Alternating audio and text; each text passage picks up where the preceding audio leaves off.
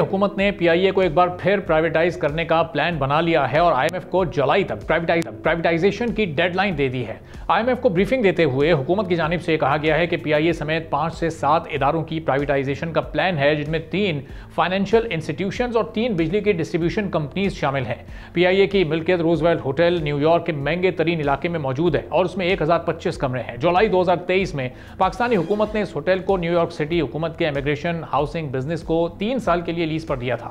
अमरीकी हुक्काम ने जुलाई 2024 में 1 साल कबल ही लीज मुआहदे को खत्म करने का नोटिस दे दिया था, जिसके बाइस पाकिस्तान को तकरीबन $80 मिलियन के नुकसान का सामना करना पड़ा। आईएमएफ को आगाह किया गया है कि काबीना की निष्कारी कमेटी जल्द फैसला करेगी कि इस होटल को फरोख्त कर दिया जाए या इसे शेयर्ड लीज मुआहदे के तहत चलाया जाए।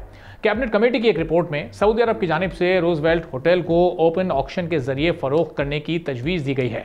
प्राइवेटाइजेशन कमीशन ने आईएमएफ को ब्रीफिंग दी है कि पीआईए की प्राइवेटाइजेशन के लिए जुलाई 2025 की डेडलाइन मुकर्रर की गई है। हुकूमत इससे कबल पीआईए को प्राइवेटाइज करने की एक नाकाम कोशिश कर चुकी है, जिसमें वाहिद बिड रियल स्टेट कंपनी की जानिब से सिर्फ 10 अरब रुपए लगाई गई थी, जबकि हुकूमत ने पीआईए की कम अज कम कीमत 85 अरब रुपए मुकर्रर की थी।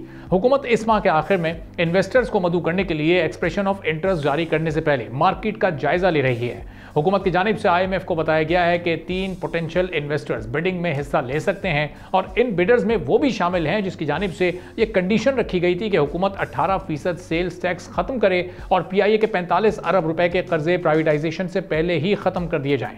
खबर के मुताबिक आईएमएफ ने इन दोनों शराइत में नरमी की इजाजत दे दी है, जबकि यूरोपीय रूट्स की बहाली को भी प्राइवेटाइजेशन के कामयाब होने के लिए एक अहम कदम करार दिया जा रहा है। पीआईए का खसारा 850 अरब रुपए के करीब पहुंच गया है। कौमी एयरलाइन का खसारा मुल्की खजाने पर सबसे बड़ा बोझ है। आदाद शुमार ये बताते हैं कि 5 सालों के दरमियान पीआईए के जिम्मे कर्ज में 267 अरब रुपए का रिकॉर्ड इजाफा हुआ है। इसके अलावा कौमी एयरलाइन मुल्की बैंक्स की 350 अरब रुपए की भी मकरूज है। अब इन तमाम चैलेंजेस के सामने और इन आदाद शुमार को सामने रखते हुए प्राइवेट मल कितना चैलेंजिंग होगा और क्या जुलाई तक अब इसको बड़े स्मूथ तरीके से पूरा किया जा सकेगा या नहीं, और इसकी स्ट्रेटेजी क्या होनी चाहिए।